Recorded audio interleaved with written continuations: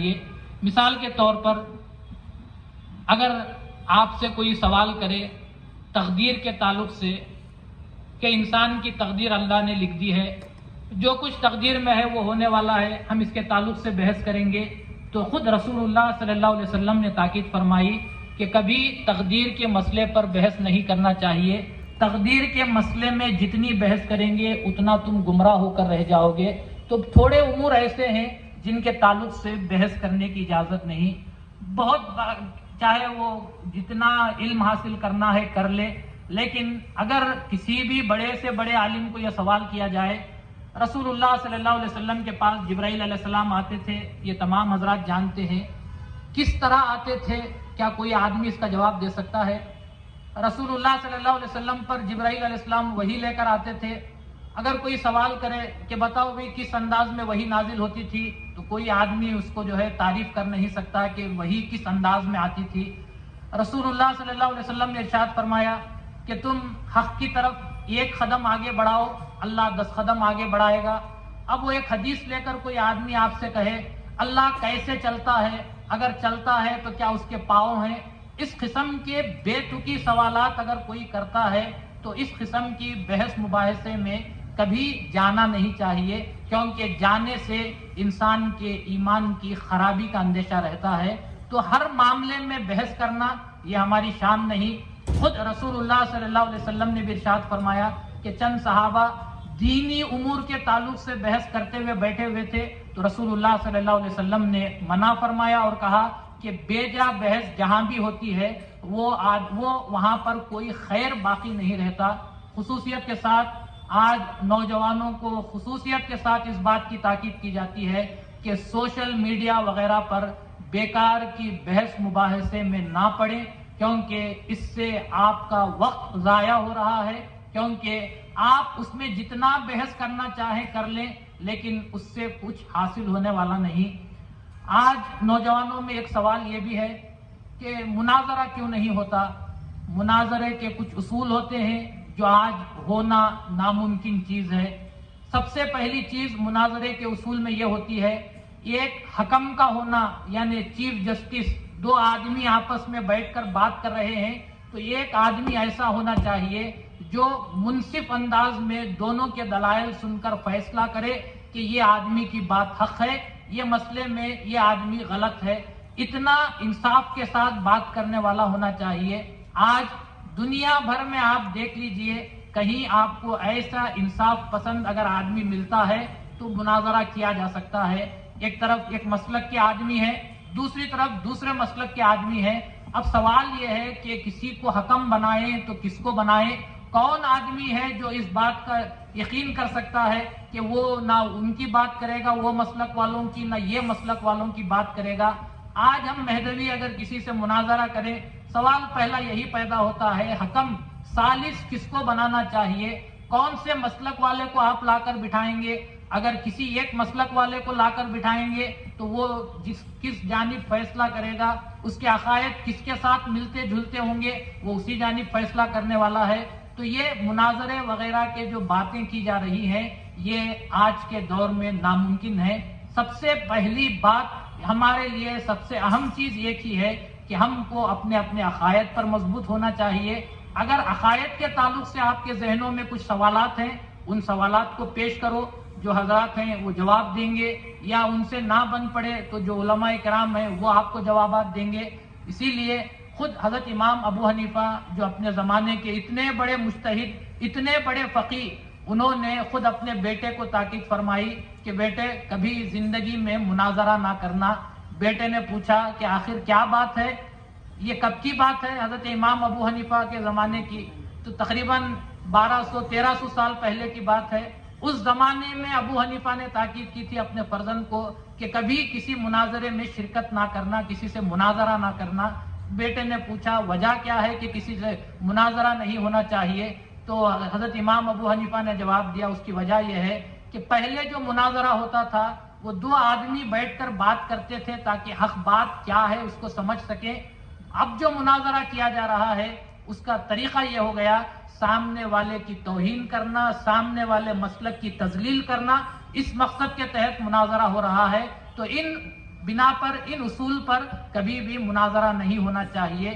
تو اس زمانے سے ہی اس بات کو رد کیا گیا. ہمارا کام معلومات، مہدویت کے تعلق سے معلومات حاصل کرنا ہے اور ان باتوں کو نوجوانوں تک پہنچانا ہے. اور آپ لوگ جو تیار ہوئے ہیں یہ سوالات کے جواب دینے کے لیے، یہ بہتر کام ہے، کیونکہ نوجوان خود جواب دیں گے تو دوسرے نوجوانوں کے دل میں بھی یقین پیدا ہوگا کہ جب یہ نوجوان باتیں حاصل کر کر جواب دے سکتے ہیں تو ہم کو بھی اس قابل بننا ہے کہ ہم بھی تعلیمات امامنا حاصل کریں، عقائد کے تعلق سے ہم بھی جواب دینے کے موقف میں آ جائیں، نوجوانوں کی ہمت افزائی ہوگی. تو یہ ان باتوں کے تحت یہ جو پروگرام شروع کیا گیا ہے وہ سوائے تبلیغ کے اور کچھ بھی نہیں. فقط تقاریر کے ذریعے تبلیغ ہوتی تھی، اب سوال جواب کے ذریعے تبلیغ ہوگی. سوالات یہاں سے ہوں گے، یہ حضرات جوابات دیں گے. اگر آپ حضرات کو بھی جواب دینا ہے تو آپ جواب دے سکتے ہیں.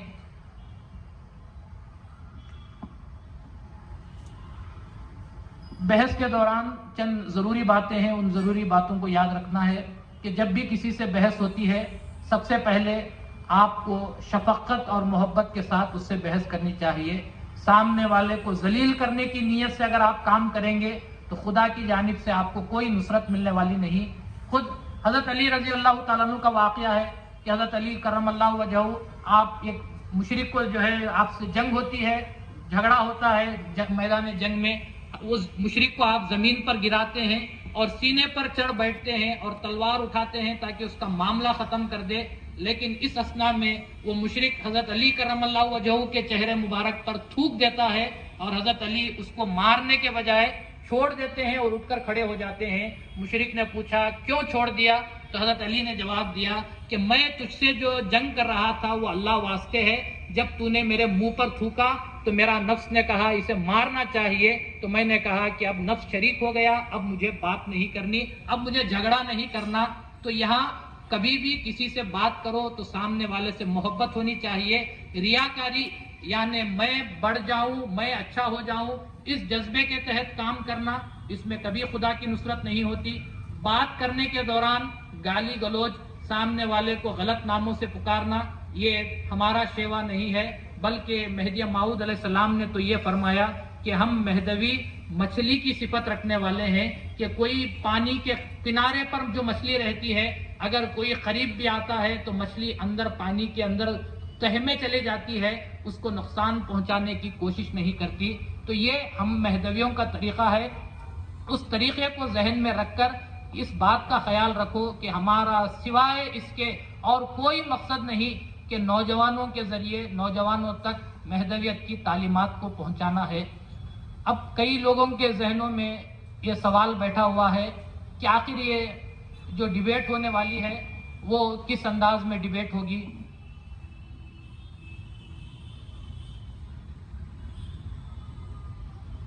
تو آپ کے سامنے ایک آج چونکہ پہلا دن ہے، ابتدائی باتوں کے تعلق سے سوالات ہوں گے تاکہ آپ کے ذہنوں میں بیٹھ جائیں کہ کس انداز میں سوالات ہوں گے. مثال کے طور پر جو ڈیبیٹ ہوگی وہ اسی انداز میں ہوگی کہ آپ تمام حضرات تو جانتے ہیں کہ وضو کے بغیر کوئی کام نہیں کیا جاتا. قرآن پڑھنا ہے تو وضو ہے، نماز پڑھنا ہے تو وضو ہے. تو سب سے پہلے وضو کے تعلق سے بھی ہم بات کریں گے کہ کیا وضو کرنا فرض ہے؟ جی وضو کرنا فرض ہے، اللہ تعالیٰ کا حکم ہے. اللہ تعالیٰ کا حکم ہے، کہاں پر ہے؟ اللہ تعالیٰ نے سورہ المائدہ آیت نمبر 6 میں اللہ تعالیٰ ارشاد فرماتا ہے کہ جب تم نماز کا ارادہ کرو تو اپنے چہرے کو دھویا کرو اور اپنے دونوں ہاتھوں کو کوہنیوں تک دھو لیا کرو، پھر سر کا مسح کر لیا کرو اور دونوں پیروں کو ٹھکنوں تک دھو لیا کرو. عربی متن یاد ہے آپ کو؟ دیکھ کر بول سکتے.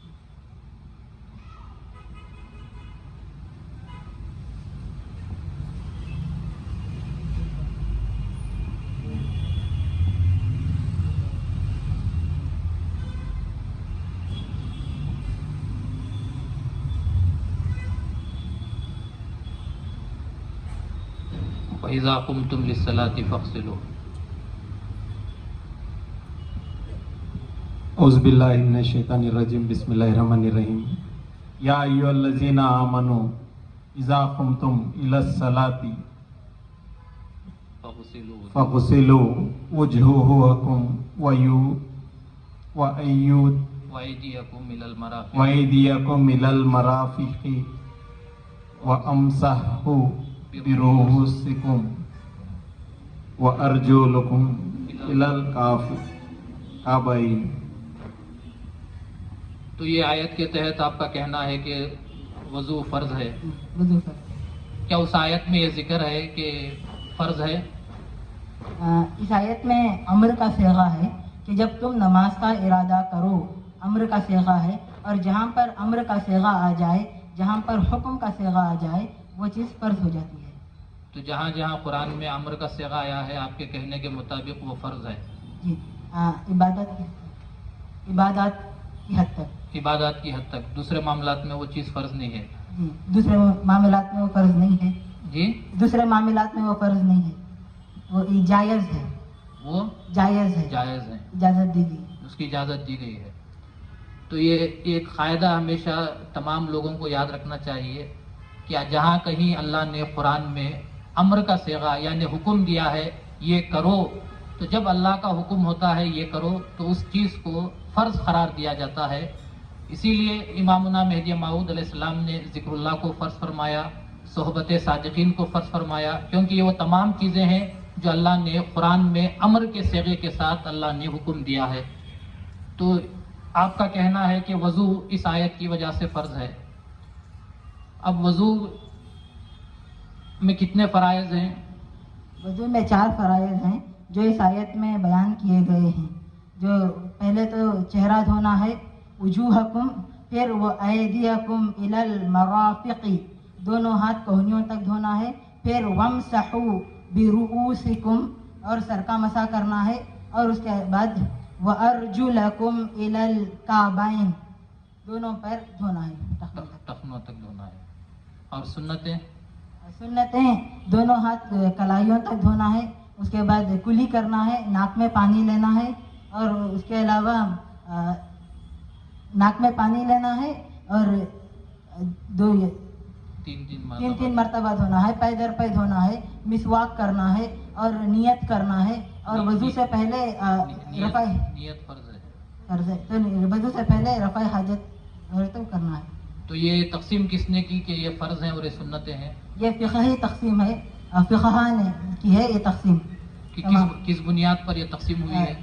یہ تقسیم ہوئی ہے تاکہ لوگوں کو آسانی سے دین معلوم ہو سکے، اور یہ تقسیم عمل کے معیار کو دیکھ کر یہ تقسیم کی گئی ہے کہ پہلا درجہ فرض کا ہے، دوسرا درجہ واجب کا ہے، تیسرا سنت کا ہے، اور نیز بدستور جو احکام شریعت 8 ہیں وہ درجات دیے گئے ہیں عمل کے حکم کے صیغے کو دیکھ کر، یا وہ جو عمل کرتے تھے اس عمل کو دیکھ کر.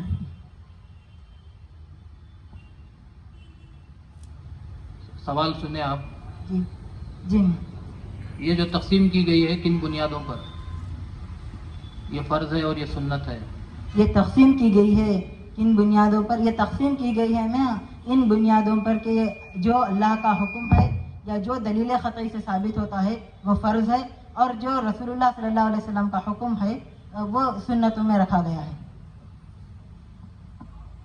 پھر اس کے بعد نماز کے تعلق سے بات کریں گے.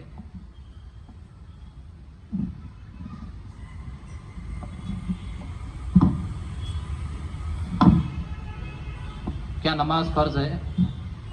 الحمدللہ فرض ہے. فرض ہے. اور نماز فرض ہے تو کیا ہم کبھی بھی وقت نماز پڑھ سکتے ہیں؟ جی نہیں، بالکل وقت کے ساتھ پڑھنا. جی کبھی بھی نہیں پڑھ سکتے، وقت کے ساتھ، متعین وقت کے ساتھ پڑھنا. تو نماز وقت پر فرض ہے. تو وقت پر فرض ہے، اس کی کوئی دلیل آپ کے پاس؟ قرآن میں آیت کریمہ آئی ہے، ان الصلاۃ کانت علی المؤمنین کتابا موقوتا، یعنی بے شک نماز مومنوں پر مقررہ وقت کے حساب سے فرض ہے. تو وقت پر 5 وقتہ نماز، یعنی 5 وقت پر اپنے وقتوں پر نماز فرض ہے. جی. تو نماز کے تعلق سے جو فرضیت کا حکم ہے جی وقت پر فرض ہے. جی. اب یہ ان اوقات کی نشاندہی کس نے کی؟ रसूल सल्लल्लाहु अलैहि वसल्लम ने उन औकात की निशानदही रसूलुल्लाह सल्लल्लाहु अलैहि वसल्लम ने की। अगर कोई शख्स ये कहे कि मैं जो है सिर्फ कुरान को मानता हूँ, अहादीस मेरे पास कोई अहमियत नहीं रखते, तो उसके ताल्लुक से आपका क्या ख्याल है? आप उसको कैसे समझाएंगे या उसको आप क्या जवाब देंगे? उनको हम कहेंगे कि जो हस्ती हमारे दरमियान कुरान करीम को, दीन इस्लाम को, और जो हस्ती खुद बज़ाते खुद अल्लाह ताला की मौजूदगी का हमारे सामने इजहार की है, उस हस्ती ने कह दिया तो हम इसके आगे मज़ीद नहीं सोचेंगे। आपने जो कह दिया उस पर हम वन्ना व सद्दक़ना कहें। सही है, लेकिन आप सवाल दोबारा सुनो कि जो आदमी ये कहे कि मैं सिर्फ कुरान को मानता हूँ, अहादीस के ज़रिए मैं बात तस्लीम नहीं करता, मेरे पास अहादीस की कोई अहमियत नहीं है, तो उन हज़रात को आपका जवाब क्या होगा? हम कहेंगे कि रसूलुल्लाह सल्लल्लाहु अलैहि वसल्लम के अहादीस के बग़ैर कुरान मजीद को समझा ही नहीं जा सकता। और दूसरा, जिस हस्ती ने कुरान को पेश किया, इसके बग़ैर कुरान हम तक पहुंचना नामुमकिन है, और हम उसको तसव्वुर भी नहीं कर सकते कि हम इस्लाम या मुसलमान हैं। है किसी के इसमें जहाँ जहाँ भी कुरान में अल्लाह ताला ने फरमाया कि अतीउल्लाह व अतीउर रसूल, यानी अल्लाह की इताअत करो और रसूल सल्लल्लाहु अलैहि वसल्लम की इताअत करो। कुरान चूँकि अल्लाह का कलाम है, जब तक अहादीस जो अल्लाह के रसूल सल्लल्लाहु अलैहि वसल्लम के ज़रिए से हमें तक मिले हैं, उनको जब तक नहीं मानोगे तो कुरान भी समझ में नहीं आएगी। और दूसरी सबसे बड़ी बात, सूरतुन निसा में आयत नंबर 80 में अल्लाह ताला फरमाते हैं जो मोहम्मद की इताअत करता है वो अल्लाह की इताअत करता है, यानी ताअत में मोहम्मद की अल्लाह की ताअत है। तो इस हिसाब से जो इंसान हदीस को नहीं मानता, यानी अल्लाह के रसूल सल्लल्लाहु अलैहि वसल्लम की ज़ात को तो मान रहा है, बात का इनकार कर रहा है, यानी दोनों में से जिस चीज़ का इनकार करेगा वो दीन से खारिज है, मेरी अपनी नज़र में। खैर, जवाब तो सही जवाब है, लेकिन हमेशा के वास्ते इस बात को याद रखो कि कभी भी जवाब देने के दौरान हुक्म और फैसला नहीं सुनाना। हमेशा इस बात से एहतियात करना कि तमाम लोग भी किसी के ताल्लुक से हुक्म और फैसला हम नहीं सुना सकते। इतना है, आप जो बताए जवाब बेहतरीन जवाब है कि बग़ैर रसूल की इताअत की अल्लाह की इताअत मुमकिन नहीं है। कुरान का हुक्म है कि अल्लाह की इताअत के साथ रसूल की इताअत करो, और जिसने रसूल की इताअत की उसने अल्लाह की इताअत की। तो नमाज, कुरान से जो हमको मालूम हुआ कि नमाज फ़र्ज़ है, लेकिन नमाज 5 वक्ता कब कब उसका वक्त आता है ये हमको रसूल से मालूम हुआ। तो हम रसूल की इताअत में जो है वो औकात की हिफाजत करते हैं और नमाज पढ़ते हैं। तो आप तमाम हज़रात को भी इस बात का ख्याल रखना चाहिए कि बहस के दौरान, किसी को जवाब देने के दौरान किसी के ताल्लुक से हमको फ़ैसला नहीं सुनाना चाहिए। फ़कत जितनी बात हमारी तरफ से जवाब है उतना जवाब रख देना चाहिए, और फैसला जो है सुनाने के हम मजाज नहीं है। वो सामने वाला खुद समझ सकता है कि जब हम कहें कि जिसने रसूल की इताअत की उसने अल्लाह की इताअत की, इसका दूसरा माना वही होता है कि जिसने रसूल की इताअत से इनकार किया उसने अल्लाह की इताअत से इनकार किया। तो फैसला और फतवेबाजी से तमाम नौजवानों को परहेज़ करना चाहिए। किसी के ताल्लुक से हुक्म सादिर करना ये हमारा काम नहीं है। नमाज के ताल्लुक से आप तमाम हज़रात ने, वज़ू के ताल्लुक से आप तमाम हज़रात ने ज़रूरी बातों को सुना। अब इसी अंदाज में थोड़ी और बातें जो लोगों को ऐसा मालूम होता है कि ये पेचीदा मसाइल हैं। मिसाल के तौर पर हम तमाम का ये अक़ीदा है कि रसूलुल्लाह सल्लल्लाहु अलैहि वसल्लम अफ़ज़लुल अंबिया हैं।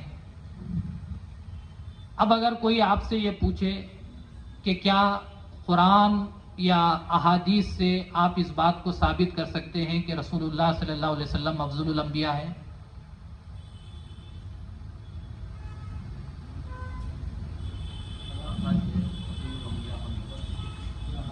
कुरान या अहादीस से?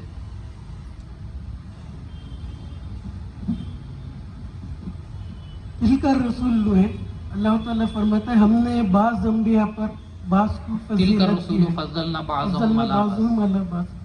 तो इसमें रसूलुल्लाह सल्लल्लाहु अलैहि वसल्लम को फज़ीलत सब अंबिया को। जी, उसका तर्जुमा यह है कि ये पैगंबर हैं जिनके बास को हमने बास पर फजीलत दी है। तो इसमें जो है रसूलुल्लाह सल्लल्लाहु अलैहि वसल्लम की कोई खुसूसियत मालूम नहीं होती। یعنی مخصوص ایسا کہ رسول اللہ صلی اللہ علیہ وسلم افضل الانبیاء ہیں، اس آیت سے جو ہے معلوم نہیں ہوتا. جی اعلیٰ خلق عظیم. جی، اس کا ترجمہ یہ ہے کہ اے بے رسول شک ہم نے جو ہے، آپ کو اعلیٰ درجے پر فائز کیا. آپ اخلاق عظیمہ پر فائز ہیں، لیکن دیگر انبیاء پر جو ہے آپ کی فضیلت اس آیت میں بھی معلوم نہیں ہوتی. ورفعنا لک ذکرک، ہم نے آپ کے ذکر کو بلند فرمایا. افضل الانبیاء ہونے کے تعلق سے اللہ تعالیٰ نے آپ صلی اللہ علیہ وسلم کو معراج جیسی نعمت سے مالا مال فرمایا. جی حدیث شریف بھی آئی ہے، قرآن میں بھی اس آیت کا ذکر ہے کہ آپ کو مسجد اقصیٰ سے مسجد حرم سے مسجد اقصیٰ تک کا سفر کروایا. تو معراج کے واقعے میں یہ ثابت ہے کہ آپ صلی اللہ علیہ وسلم کو جب معراج کا سفر ہوا تو بیت المقدس میں تمام تر انبیاء کرام صفیں باندھے آپ کی امامت کے منتظر تھے. اللہ تعالیٰ نے آپ کی امامت کروا کے یہ ہم لوگوں کے درمیان فیصلہ کر دیا کہ آپ افضل الانبیاء ہیں. یہ جو آپ بات کر رہے ہیں وہ حدیث کی ہے. جی حدیث سے ہی بولنا چاہا. قرآن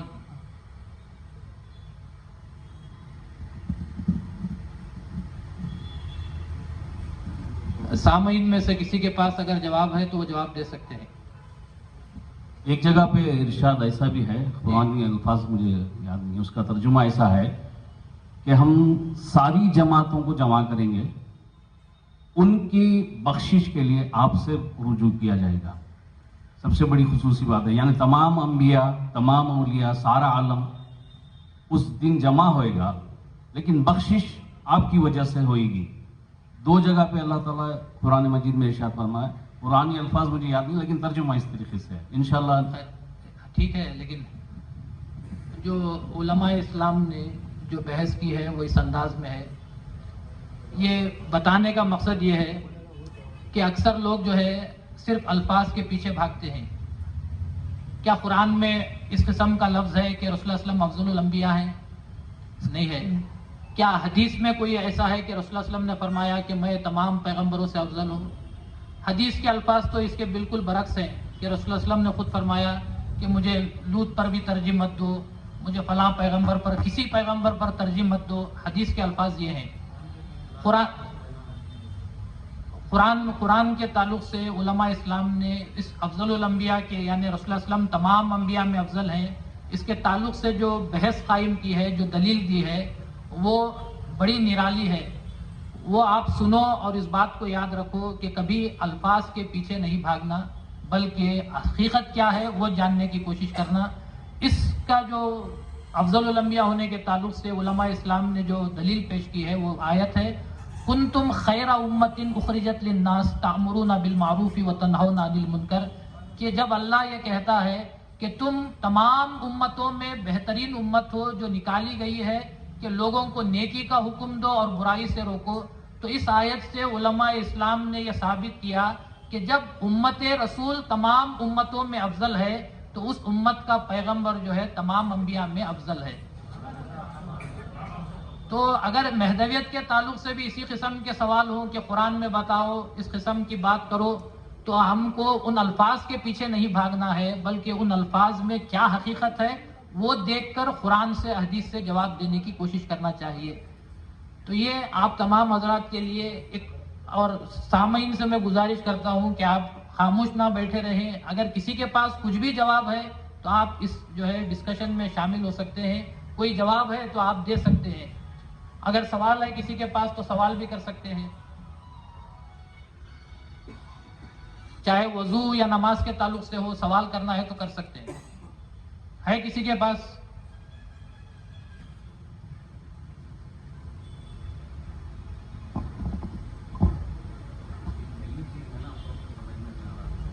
اس واسطے تو یہ رکھی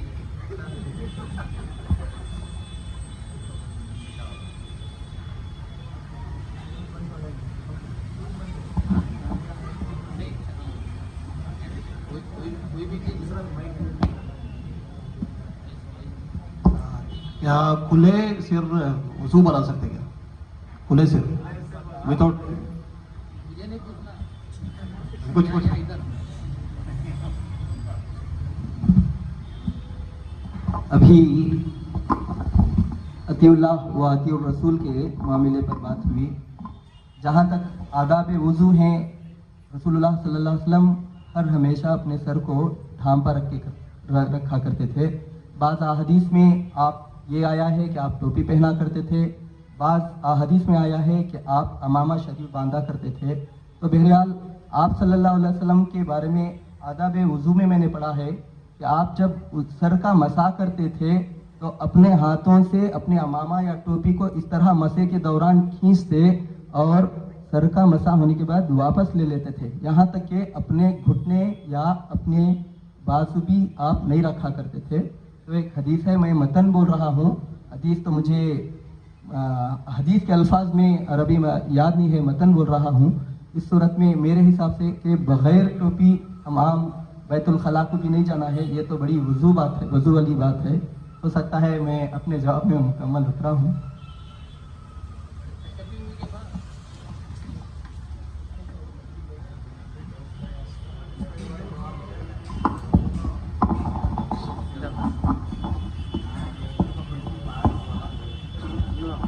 हेलो, अस्सलाम वालेकुम।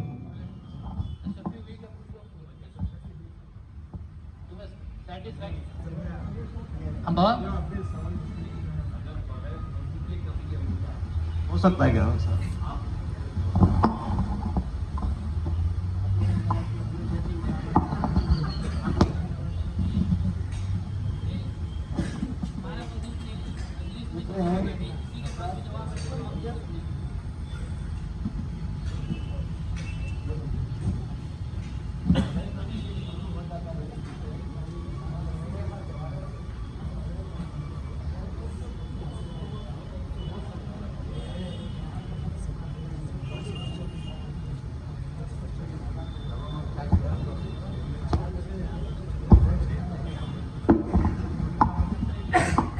वज़ू तो हो जाता है मगर नाक़िस है वज़ू। जबकि हुक्म है बैतुल खला भी खुले से नहीं जाना, तब वज़ू का तो मामला और ज़्यादा अफजलियत रखता है। उसके बगैर नमाज नामुमकिन है। तो उस वास्ते एहतियात करना कि बगैर टोपी के वज़ू ना करें। अगर कर लिए, अगर मजबूरन कर लिए तो एक मरतबा चल जाता है, जब मसला मालूम हो गया तो नहीं करना चाहिए। ये टोपी, वज़ू की नीयत, ये तमाम चीज़ों के ताल्लुक़ से जो अक्सर मुख्तलिफ जो है मसालिक वाले ये आवाज़ उठ रही है, और सब जगह आप देख रहे हैं कि आप वज़ू की बात करें, नमाज में भी जो है ये पाबंदी हटा दिए कि टोपी की ज़रूरत नहीं है। और जो दलील लेती हैं वो अल्लाह के घर के पास जो है हज में टोपी नहीं पहनते तो यहाँ पहनना क्यों ज़रूरी है। खैर उसके दूसरे दलाइल वगैरह ही दे सकते हैं, लेकिन अब ये जो आमियाना बात है कि अल्लाह के घर के पास टोपी नहीं पहनते, यहाँ कहीं पहनना। अल्लाह के पास घर के पास टोपी इस वजह से नहीं पहनते कि वहाँ टोपी पहनाने वाला शैतान नहीं रहता, यहाँ जो है टोपी पहनाने वाले शैतान ज़्यादा रहते हैं, समझे।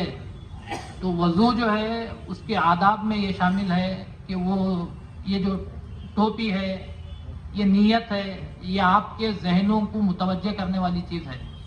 आप जो है आप बैठे हुए हैं, किसी काम में बैठे हुए, अब फौरन उठ कर गए, जाकर जो है वज़ू खाने में, नीयत नहीं, कुछ भी नहीं, हाथ मुँह धो लिए, तो उसको हाथ मुँह धोना बोल सकते हैं।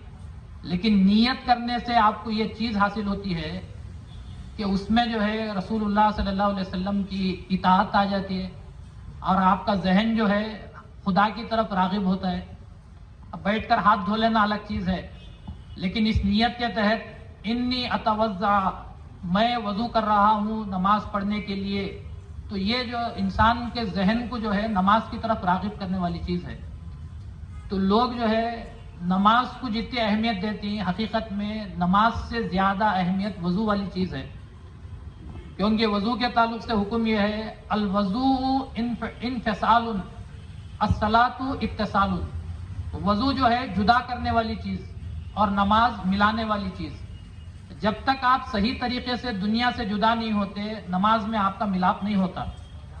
तो वो नमाज में सही मिलाप होना है तो पहले यहाँ सही जुदाई होना। किससे जुदाई होना? पहले तो गैरुल्लाह के ख्याल से। अब वो गैरुल्लाह के ख्याल से जुदाई के वास्ते आपके लिए ज़रूरी है कि आपका दिमाग ذہن خیال اللہ کی طرف متوجہ ہونا. تو اللہ کی طرف متوجہ ہونے کے واسطے وہ دعا ہے. اب ہاتھ دھو رہی ہیں، ایسا بھی ہاتھ دھو لیے تو آپ ہاتھ دھو لیو، کلی کر لو، ناک میں پانی ڈالو، دیکھنے والا بول رہا ہے وضو ہو جاتا ہے بول کر، اس میں مسئلہ نہیں ہے. لیکن وہ ہاتھ دھوتے وقت انسان کا یہ خیال کہ یہ جو میں ہاتھ دھو رہا ہوں، یہ ہاتھ دھونے کی وجہ سے میرے ہاتھوں سے کیے ہوئے گناہ صاف ہو رہی، یہ تصور کے ساتھ انسان کا وضو کرنا اور یوں ہی وضو کر لینا، دونوں میں فرق ہوتا ہے.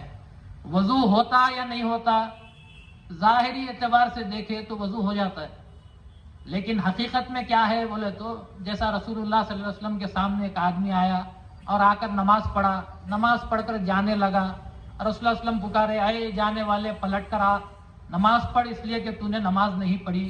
اس نے کہا یا رسول اللہ میں نے آپ کے سامنے نماز پڑھی. تو رسول اللہ علیہ وسلم نے کہا کہ دوبارہ نماز پڑھ. پھر اس نے نماز پڑھی، پھر گیا، پھر رسول نے اس کو پکارا، اے جانے والے پلٹ کر آ، نماز پڑھ اس لیے کہ تو نے نماز نہیں پڑھی. تو اس نے کہا آپ کے کہنے پر میں نے دوبارہ پڑھی، پھر آپ کہہ رہے ہیں پڑھو. تو یہ جو رسول اللہ علیہ وسلم اس کے ساتھ مذاق نہیں کر رہے تھے بلکہ اس کو سمجھا رہے تھے کہ ظاہری اعتبار سے اٹھنے بیٹھنے کو نماز نہیں کہتے، دل کی توجہ نماز میں ہونا چاہیے. تو ہو جانے کو ظاہری طور پر دنیا والے کو کہنے کے لیے نماز پڑھ لی، نماز ہو جائے گی، لیکن حقیقت میں اللہ جس کو قبول کرے وہ نماز نہیں ہوتی. اسی طرح وضو کا معاملہ بھی ہے، آپ کوئی نیت مت پڑھو، نہ وضو کی نیت کرو، نہ ہاتھ دھونے کی، نہ کلی کرنے کی، کوئی آپ جو ہے دعا مت پڑھو. اسی قسم سے آپ کر لو تو آپ پوچھو کہ وضو ہوا کیا نہیں ہوا، کہیں گے کہ وضو تو ہو گیا، لیکن وضو سے جو آپ کو فائدہ ہونا چاہیے وہ فائدہ حاصل نہیں ہوتا. تو جو بھی کام کرو پورے مقصد سے، پورے اصول کے تحت ہونا چاہیے. وضو ہو رہا ہے تو وضو کے اصول کو، اس کی آداب کا خیال رکھنا چاہیے. نماز ہے، نماز میں یہاں تک کہا گیا کہ سیدھے پیر کا انگوٹھا جو ہے اپنی جگہ سے ہلنا نہیں چاہیے. اب جو ہے میں اتنی 4 رکعت نماز پڑھ رہا ہوں، اس میں ایک انگوٹھا ہٹ گیا تو کیا ہونے والا ہے، اس قسم کا بھی مذہب چل رہا ہے کہ اس سے کوئی فرق نہیں پڑتا. لیکن وہ نہ ہونے کی وجہ سے نماز میں کیا خرابی ہوتی ہے، اب وہ سمجھنے کے واسطے حضرت علی کرم اللہ وجہہ کا فرمان ہے کہ حضرت علی نے فرمایا کہ اگر خون بہنے سے اگر وضو نہ ٹوٹتا تو میں نماز میں انگوٹھے کو کیل ٹھوک کر نماز پڑھتا کہ وہ اپنی جگہ سے نہ ہلے. تو یہ جو باتیں ہیں کہ یہ باتیں ہم کو یہ بتاتی ہیں کہ نماز کے پورے آداب کا خیال رکھنا چاہیے. ان آداب سے ہٹ کر کوئی کام کرتے ہیں تو دنیا کی نظر میں تو ہو گئی کہ ہاں بھئی انہوں نے نماز ہمارے ساتھ ہی پڑھی، لیکن نماز سے آپ کو جو فائدہ ہونا ہے وہ فائدہ حاصل نہیں ہوگا. اطمینان ہوا یعنی، اور اس پر بھی اگر آپ کو سوال کرنا ہے تو کر سکتی ہیں، کوئی اس میں جھجک نہیں. اگر جواب پوری طرح سمجھ میں بھی نہیں آیا یا اس پر بھی اگر آپ کو کچھ اعتراض ہے تو کھلے دل سے پوچھ سکتی ہیں.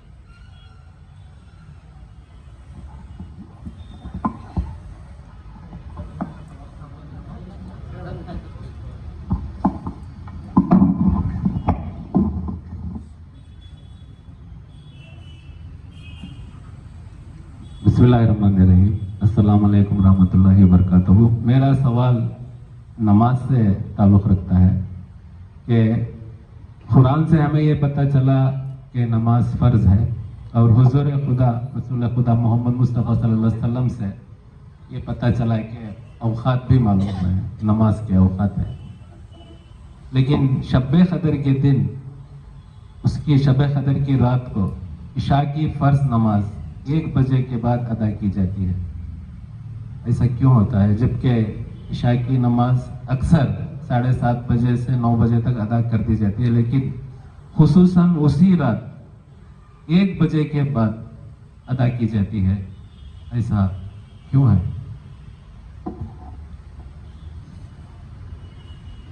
عشاء کا انتہائی وقت فجر کی اذان سے 10 منٹ پہلے تک رہتا ہے، اس واسطے اس میں نماز آخر وقت تک پڑھنے میں کوئی قباحت نہیں.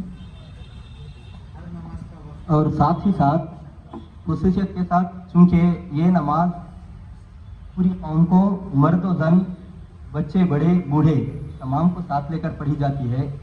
ہمارے بزرگان دین نے، میں منطقی طور پر بول رہا ہوں، ہمارے بزرگان دین نے جس طریقہ کار کو اپنایا ہے اس لیے کیونکہ ہمارے بزرگان دین اکثر پوری شب بیداری کیا کرتے تھے، ذکر میں نوبت میں گزارا کرتے تھے، کیونکہ یہ مقدس اور قدر والی رات ہے۔ اس لیے چونکہ متعین ٹائم کے چونکہ عام طور پر 8 ساڑھے 8 بجے ہوتا ہے، ایک دن اول یا روایت ہو چکی ہے کہ اعلان کر دیا جاتا ہے کہ سب کو خبر ہوتی ہے کہ آدھی رات میں، اس وجہ سے کہ فائدہ بھی یہ ہے کہ ہی حتی مطلع الفجر، یہ قرآن میں جو آیا ہے کہ اللہ تعالیٰ کی لیلۃ القدر کی برکتیں رحمتیں فجر تک رہیں گے، اللہ خود اور جبرائیل اپنے فرشتوں کے ساتھ آئے ہوئے رہیں گے ان برکتوں کو سمیٹنے کے لیے، کیونکہ یہ رات قدر کے سلسلے میں ہی گزارنی ہے، قوم کو اکٹھا کرنے کے سلسلے میں ہے، لوگوں کی سہولیت کے لیے ہے، تو کسی بھی صورت میں یہ نیک کاروں میں گزر جائے۔ اور جیسے کہ آپ نے کہا فجر کے 15-20 منٹ سے پہلے تک آپ کو عشاء کا وقت ہے، تو جمع ہو کر ایک بار مرشد کے حکم سے وقت اپنے طور پر طے کرنے میں قباحت نہیں ہے۔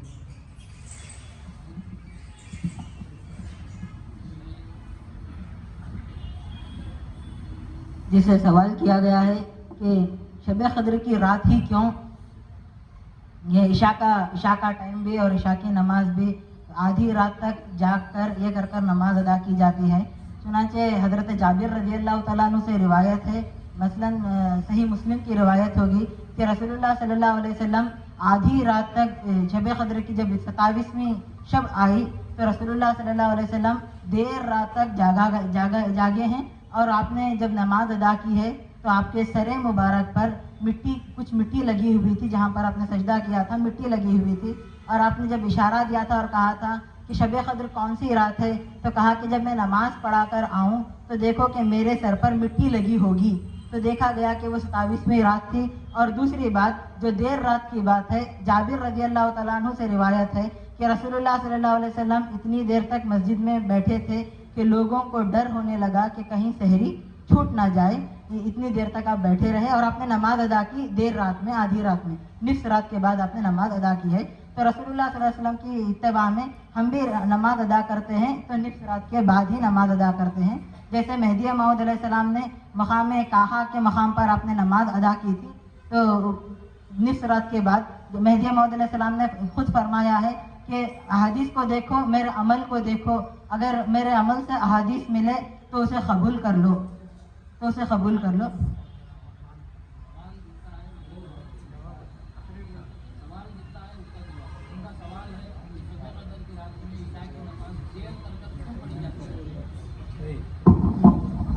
رسول اللہ صلی اللہ علیہ وسلم دیر رات تک یہ کرے، نماز ادا کرے۔ صحیح۔ کون ہے دوسرے اور کوئی کسی کے پاس کچھ جواب ہے؟ نو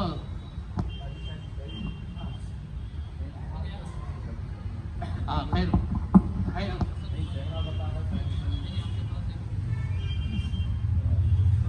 میں یہ بولنا چاہ رہا ہوں، ابھی جو بات ہوئی تھی ان الصلاۃ کانت علی المؤمنین کتابا موقوتا، تو ہم نے نماز، بے شک ہم نے نماز فرض کر دی مومنوں پر وقت مقررہ پر۔ اب یہ بات تو معلوم ہو گئی کہ اللہ کے رسول صلی اللہ علیہ وسلم سے پتہ چلا کہ اس وقت نماز پڑھنی چاہیے، اس وقت نماز پڑھنی چاہیے۔ اب ہم تمام اس 22 دائروں میں جہاں جہاں دیکھیں کہ وقت کا اونچ نیچ تو بہت ہے، کہیں 8:30، کوئی 8 بجے، کوئی 9:30 بجے بھی ادا کرتا ہے، تو معین کرنے کا حق جو ہے ہم لوگوں کو ملا ہوا ہے آقا کی نسبت سے، اس وجہ سے۔ تو یہاں پہ تو امامنا کی لائی ہوئی چیز ہے شب قدر، اور ایک نماز جو ہے فرض کے تابع سنت ہوتی ہے، سنت کے تابع وتر، اسی طرح سے تو وہاں جو اس کو تابع کرنے کے لیے، شب قدر کو سنت کے تابع کرنے کے لیے اس طرح سے ہمارے پاس رواج چلا آ رہا ہے۔ یہ تو ہمارے بزرگوں کا حق ہے، ہمیں تو مان کر چلنا ہے، ہماری روش ہے مہدویوں کی، اسلاف کی ہمارا۔ جو کیا دوسری راتوں میں بھی ایسا ہو سکتا ہے؟ شب قدر میں ہی ہو سکتا ہے؟ دوسری راتوں میں بھی، شب معراج کی رات میں بھی کوئی 9 بجے ادا کرتے ہیں، کوئی 10 بجے ادا کرتے ہیں فرض کو۔ اعتراض کی بات اس وقت ہوتی جبکہ جو ہے عشاء کا وقت چھوڑ کر اگر کسی اور وقت پر نماز پڑھی جاتی تو وہ چیز قابل اعتراض ہوتی، عشاء کا وقت جو ہے جو مغرب کا جو غروب کا وقت ہے اس کے تقریباً جو ہے 1.25 گھنٹہ 1 گھنٹہ 20 منٹ کے بعد عشاء کا وقت شروع ہوتا ہے، اور جو ہے جو صبح صادق ہے وہاں تک جو ہے عشاء کا وقت رہتا ہے۔ اگر کیوں جو ہے آپ جو کہہ رہے ہیں کہ عام دنوں میں 8:30 کو پڑھ لیتے ہیں، اس دن کیوں دیر سے پڑھا جاتا ہے، یہ آپ کے موجودہ ذہن کے حساب سے سوال ہے کہ اب جو ہے ہماری سہولت کو جو ہے ہم 8 بجے پڑھ لے رہے ہیں، کیونکہ لوگوں کو جاگنے کا کوئی شوق نہیں ہے اور لوگ جو ہے دوسرے دن کام وغیرہ پر جانا ہے، تو لوگوں کی سہولت کے لیے جو ہے اول وقت پڑھا جا رہا ہے۔ جہاں تک فقہ کی کتابیں بھی ہیں، تقوی کی کتابیں نہیں، جہاں فقہ کی کتابیں بھی ہیں اس میں بھی کتابوں میں یہی ہے کہ عشاء کی نماز جو ہے دیر رات پڑھنی چاہیے۔ اب سمجھو کہ آج 8:30 بجے عشاء کی نماز ہو رہی ہے تو مسجد میں 2 صف ہیں، اگر کبھی وہ طریقہ اختیار کرتے ہوئے نہیں بھی 12:30 بجے روزانہ عشاء کی نماز ہوگی تو امام صاحب اور مؤذن صاحب کے علاوہ کوئی بھی ملنے والا ہے نہیں، تو لوگوں کی سہولت کے لیے جو ہے لوگوں کو جو ہے 8:30 بجے پڑھا رہی۔ حقیقت میں پڑھنا کب ہے بولے تو آدھی رات میں۔ بہت ساری چیزیں ہیں جو لوگوں کی سہولت کے لیے جن چیزوں کو چھوڑ دیا گیا، جیسے فجر کی نماز میں فقہاء نے تمام باتوں کو پیش نظر رکھ کر فیصلہ کیا کہ فجر کی نماز میں پہلی رکعت میں کم از کم 180 آیتیں قرآن کی پڑھنی چاہیے، دوسری رکعت میں کم از کم 120۔ آج اگر فجر کی نماز میں 180 اور 120 آیتیں پڑھے تو دوسرے دن سے کوئی مصلی وہاں آنے والا ہے نہیں۔ عشاء کے تعلق سے حکم ہے کہ پہلی رکعت میں کم از کم 200 آیتیں ہونا، آج 200 امام صاحب جو ہے 11 آیتیں پڑھے تو جو ہے اقتدا کرنے والے ذرا کھانسنا شروع کر دیتے ہیں، بس زیادہ ہو گیا بول کر، تو 200 آیتیں اگر پڑھے تو جو ہے وہ کوئی بھی اقتدا کرنے والا نہیں ملیں گا۔ تو اصل میں عشاء کا وقت جو ہم 8:30 بجے پڑھ رہے ہیں لوگوں کی سہولت کے لیے، حکم تو یہ ہے کہ آدھی رات کو جو ہے عشاء پڑھنی چاہیے، شب قدر کے دن اس کی پابندی ہو رہی ہے، تو ہم اس میں اختلاف نہیں کر رہے ہیں، بلکہ آپ لوگوں کے واسطے عشاء کو غلط وقت پر یعنی جس کا حکم نہیں ہے وہ وقت پر ہم پڑھ رہے ہیں۔ اول وقت تو ہوا ہے، لیکن اصل حکم جو ہے آدھی رات کو پڑھنے کا ہے، لیکن لوگوں کی سہولت کے واسطے پڑھ رہے ہیں۔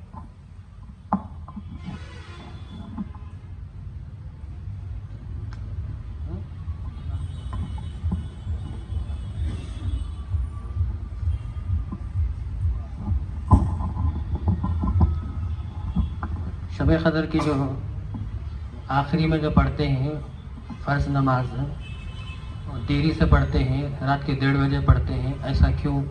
تو اس کے لیے سب سے پہلے تو ایک خدا کا حکم، دوسرا رسول اللہ صلی اللہ علیہ وسلم کا عمل، رسول اللہ صلی اللہ علیہ وسلم کی تاکید، تیسرا مہدی موعود علیہ الصلوۃ والسلام کا عمل۔ جیسا قرآن میں فرمایا قل اطیعوا اللہ و اطیعوا الرسول و اولی الامر منکم، تو کہہ دیجئے آپ کے اللہ کی اطاعت کریں اور رسول اللہ کی اطاعت کریں، اور تم میں جو صاحب امر ہے اس کی اطاعت کریں۔ اب رسول اللہ صلی اللہ علیہ وسلم کو خدا کا حکم ہوا تو رسول اللہ صلی اللہ علیہ وسلم نے شب قدر کی نماز ادا کی، اس کے بعد میں آپ جانتے ہیں کہ بھلا دیا گیا رسول اللہ صلی اللہ علیہ وسلم کو۔ جب مہدی موعود علیہ الصلوۃ والسلام مقام کہا میں جب آپ ذکر اللہ میں جب تھے مشغول تھے تو خدا کا حکم ہوا اے سید محمد اٹھ 2 رکعت نماز ادا کر، تو جب حکم ہوا جب خدا کا حکم ہوا تب مہدی موعود علیہ السلام اٹھے۔ جب مہدی موعود علیہ الصلوۃ والسلام اٹھ کر تمام کے تمام دائرے کے عورتوں کو، مردوں کو، بوڑھوں کو، بچوں کو، مسافروں کو جمع کر کے جب 2 رکعت نماز ادا کیے تو اس وقت سے لے کر اب تک بھی ہم مہدی موعود علیہ الصلوۃ والسلام کی مطابقت میں جب آدھی رات گزر جاتی ہے تب مہدی السلام نے ادا کی، اس وقت میں ان کی اتباع میں ہم شب قدر کی نماز آدھی رات گزرنے کے بعد میں ادا کرتے ہیں۔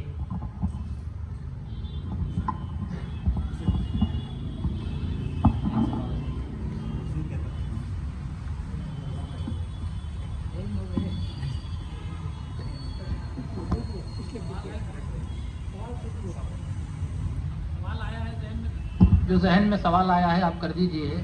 اب تو جو اعلان ہوا تھا 7 سے 8 وقت ختم ہو گیا ہے. انشاءاللہ نیکسٹ سنڈے کو انشاءاللہ پہلے وہ جواب ہوں گا، پھر عنوان کے تعلق سے بات ہوگی.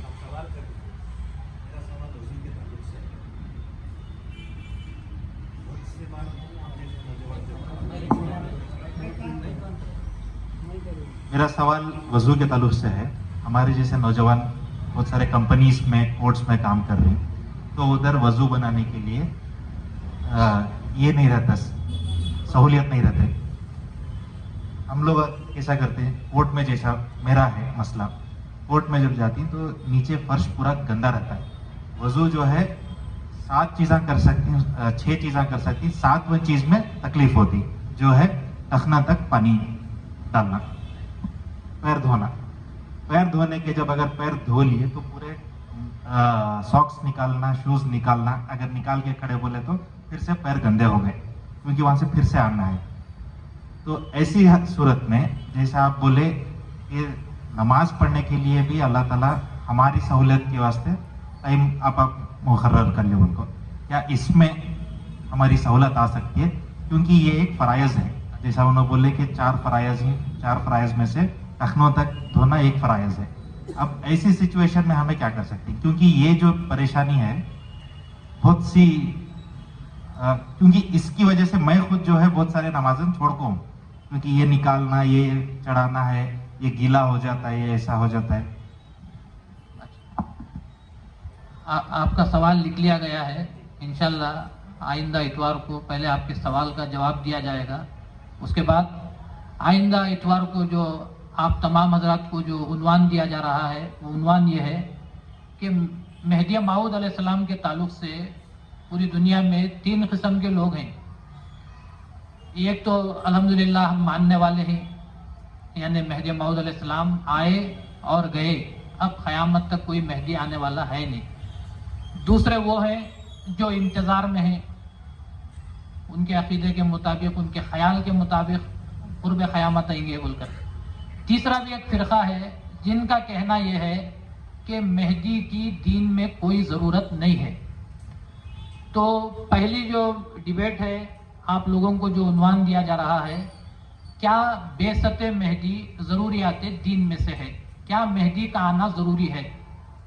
اگر آپ کا ماننا ہے تو ضروریات دین میں سے ہے، تو قرآن اور احادیث کی روشنی میں آپ سے سوالات کیے جائیں گے. آئندہ اتوار کو جو سوال کیا جائے گا قرآن اور حدیث کی روشنی میں، آپ تمام حضرات تیاری کر آئیں. برائے کرم آج جس قسم سے ہوا کہ متن یاد ہے، قرآن کی آیت یاد نہیں، اس قسم کا معاملہ آئندہ اتوار کو نہیں ہونا چاہیے. آپ جب بات کر رہے ہیں تو قرآن کی بات، دلیل قرآن سے، حدیث سے دلیل، دیگر اگر لوگوں کی بات ہے تو ان قرآن اور حدیث کی تشریح کے لیے استعمال کی جا سکتی ہے. قرآن اور حدیث کی تائید میں جو ہے دیگر لوگوں کے اقوال استعمال کیے جا سکتے ہیں، لیکن ان لوگوں کے اقوال کی بنیاد دلیل نہیں بنائی جا سکتی. دلیل جو دینی ہے حجت قرآن اور حدیث ہے. ان کو آپ کو پیش نظر اس عنوان پر تیار ہو کر آنا ہے. آپ تمام حضرات بھی سنیے اور یاد رکھیے کہ کیا بعثت مہدی ضروریات دین سے ہے. جو سامعین ہیں ان کو اس بات کی چھوٹ ہے کہ ان کو قرآن کی آیت یا حدیث حوالے کے ساتھ بولنا، یا آپ پر پابندی نہیں. اگر آپ کے پاس جواب ہے تو آپ جواب دے سکتے ہیں. جو آپ جواب دیں گے، جو قرآن کی آیت ہے وہ ہم لوگ آپ کو بتا کر دیں گے، یا حدیث آپ پیش کر رہے ہیں تو اس حدیث کا حوالہ ہم لوگ آپ کو بتا کر دیں گے. تو آپ تمام بھی تیار ہو کر آئیں. آج جس قسم کا ماحول تھا کہ سامعین خاموش بیٹھے ہوئے تھے جواب دینے کے لیے، اس قسم کا ماحول نہیں ہونا چاہیے. سامعین میں بھی جذبہ ہونا چاہیے کہ ہم بھی اس سوال کا جواب دے سکتے ہیں. تو آپ بھی تیار ہو کر آئیے. اگر عنوان لکھنا ہے تو آپ لکھ لیجئے کہ کیا بعثت مہدی ضروریات دین سے ہے. قرآن اور حدیث کی روشنی میں اس کے تعلق سے آپ کو جوابات دینے ہیں انشاءاللہ.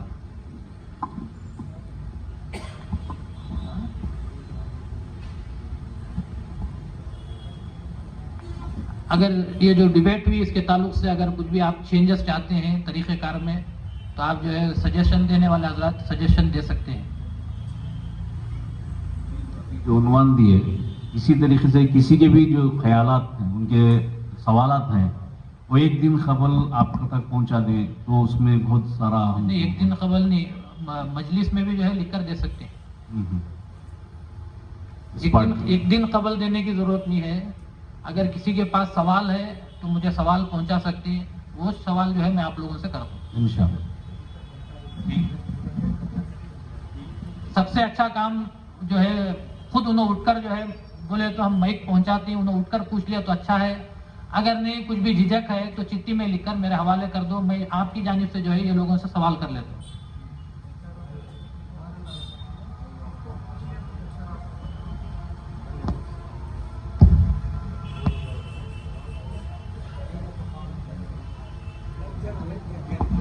माइक दे दो। अस्सलाम वालेकुम।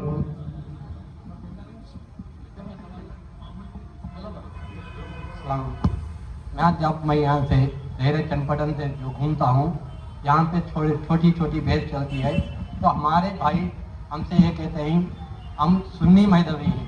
ये सुन्नी महदवी का माना क्या है मुझको समझ में, और कहते हैं हम मेहदी मौद सलाम को नहीं देखे, हम मेहदी मौद सलाम को सुनकर अमल लाए।